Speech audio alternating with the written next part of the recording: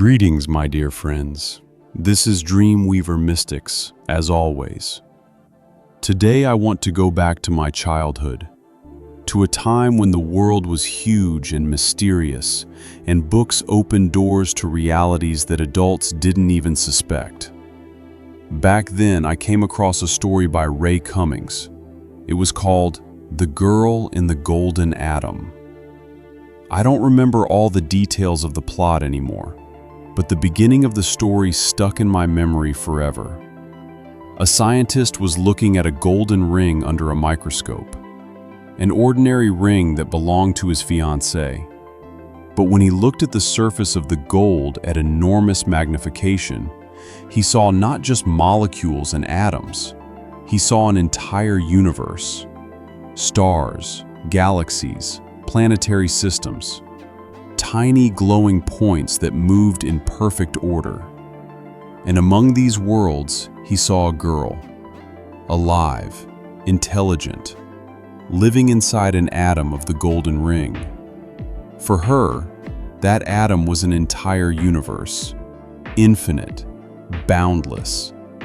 She had no idea that her world was just a particle of a piece of jewelry on someone else's fiancé's finger. This story turned my childhood consciousness upside down. I began to doubt the universe. I began to ask questions that adults had no answers to. What if we also live inside an atom? What if our Earth, our solar system, our galaxies, are just a particle of some huge object? Maybe we live on an atom of someone's ring, or on an atom of someone's cup, or on an atom of someone's skin. It sounds like a crazy theory, but let's think about it. Scientists say that atoms consist of a nucleus and electrons that orbit around it. The nucleus is like a sun. The electrons are like planets. Between them, emptiness. Vast emptiness.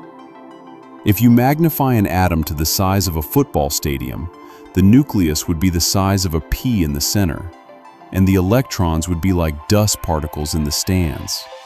Everything else is empty space. But what if that emptiness is not empty? What if it is filled with what we cannot see? Worlds, stars, civilizations. Maybe our universe is just an atom inside a wall, or inside someone's bone, or inside a water molecule in the ocean. And then the next question arises. What if we are part of something larger? What if we are the atoms of some being? Not just atoms, but living conscious particles that make up its body. If that is the case, then this being remembers itself with every particle of itself. Every atom of its body is a part of its consciousness. Every electron orbiting its nucleus is a tiny piece of its thought. And we, living inside those atoms, are also part of that consciousness. We just don't know it. Does this remind you of anything? In the Bible, there is a famous phrase, "So God created man in his own image. In the image of God, he created him." Genesis 1:27. In his image and likeness. Usually, we understand this as a spiritual similarity.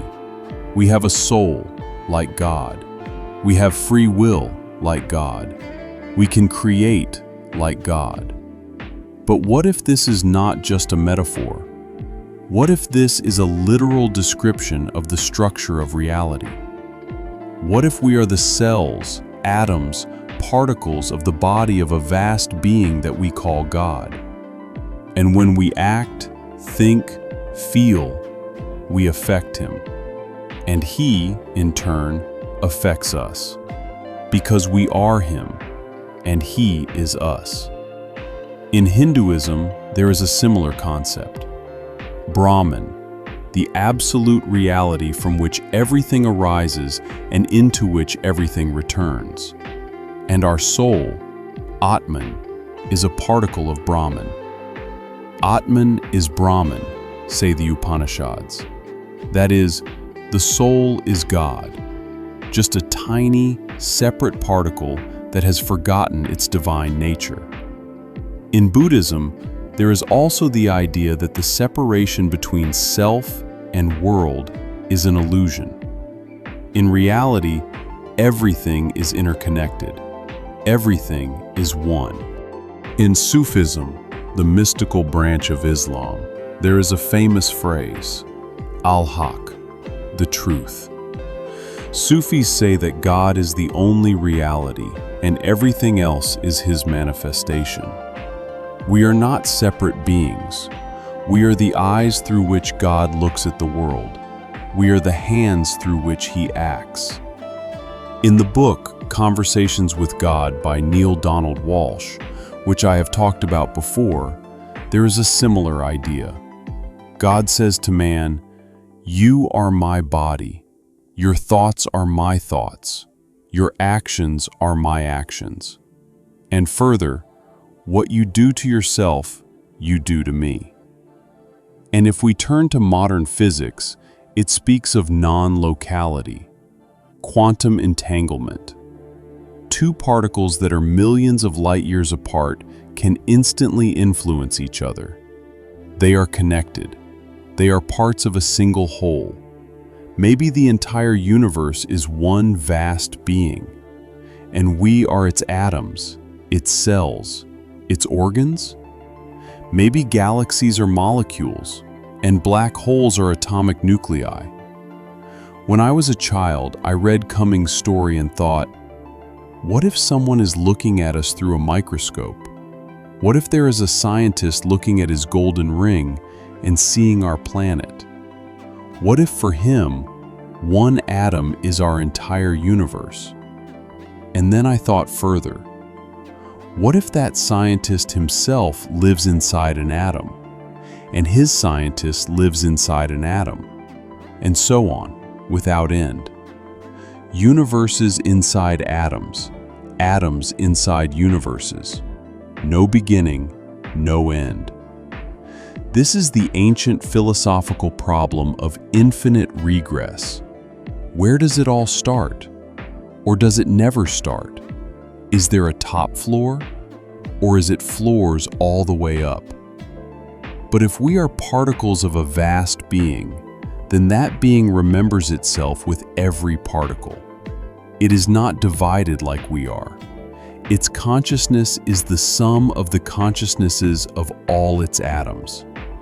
And if we are one of those atoms, then we are also part of that consciousness. We have just forgotten. Maybe our task is to remember that we are not separate beings fighting alone, that we are parts of a single whole, that everything we do to others, we do to ourselves, that everything we think about the world, we think about ourselves. In the Bible, there is another phrase. Jesus says, "The kingdom of God is within you." Luke 17:21. Usually, this is understood as a spiritual truth. God is not somewhere far away in heaven. He is inside every person. But what if this is also literal? What if the kingdom of God is the infinite worlds that live inside us, inside every atom of our body, inside every cell of our body? We look at the stars and look for God out there far away. But maybe He is right here, inside, in every breath, in every thought, in every particle. And then, our life takes on new meaning. If we are atoms of a vast being, then our task is to be healthy atoms, not sick, not destructive, but those that help the entire organism live and develop. When we are angry, hateful, destructive, we poison the body of which we are a part. When we love, create, help, we heal it. Maybe that is why all spiritual traditions say the same thing. Love your neighbor as yourself. Because your neighbor is yourself, just in a different atom. I don't know if we live on an atom of a golden ring. I don't know if there is a scientist looking at us through a microscope. I don't know if we are particles of the body of God, but I know that this idea changes perception. It makes the world both smaller and larger at the same time. It makes us both insignificant and great at the same time. We are a speck of dust in infinity, and we are the breath of God. As a child, I looked at the stars and felt small. Then I read about atoms and felt huge, because inside every atom, infinity, and outside every atom, infinity. We are somewhere in the middle, between micro and macro, between dust and stars, between nothing and everything. And perhaps it is precisely in this middle that the truth is hidden. I read Ray Cummings' story once, but its idea stayed with me forever. It taught me to doubt. It taught me to ask questions. It taught me to look at the world and think, what if? And that is all for today. This was Dreamweaver Mystics. Do not forget to subscribe to the channel if you have not already, and hit the notification bell so you do not miss new videos. Your support means a lot to me. And write in the comments, have you read this story? Or maybe you had a book in your childhood that turned your consciousness upside down. Share it. I read everything. And remember, perhaps you are living on an atom of someone's ring, and perhaps someone is living on your atom. Take care of yourself, and take care of your atoms. Entire universes live inside them. Until next time.